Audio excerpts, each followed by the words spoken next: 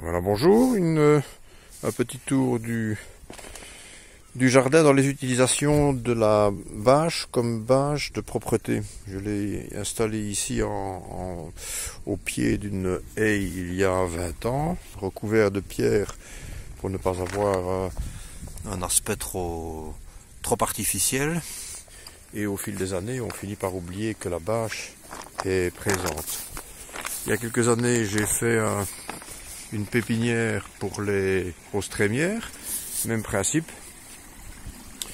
Tout est sur sol qui a été travaillé, amendé. Ensuite, la bâche a été placée.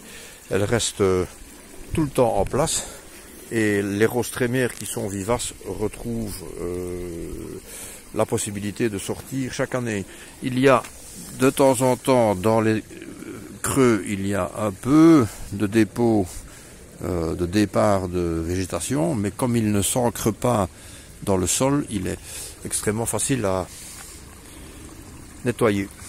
Le seul travail qui reste sur cette zone, c'est par exemple des départs, voilà, une chicorée, des départs dans la partie qui est apparent, qui est nue, qui est sur sol nu et à l'air.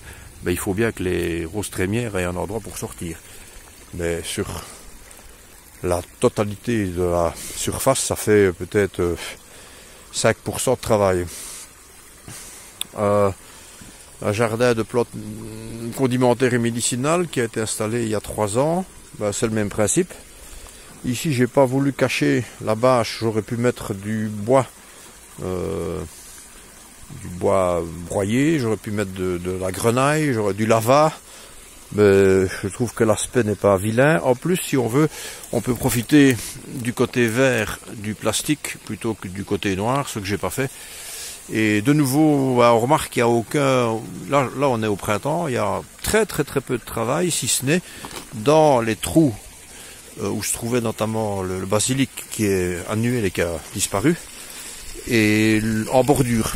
Ici, en bordure, il y a un petit peu de travail, mais c'est vraiment minime par rapport à ce qu'on aurait eu sur un sol complètement dénudé.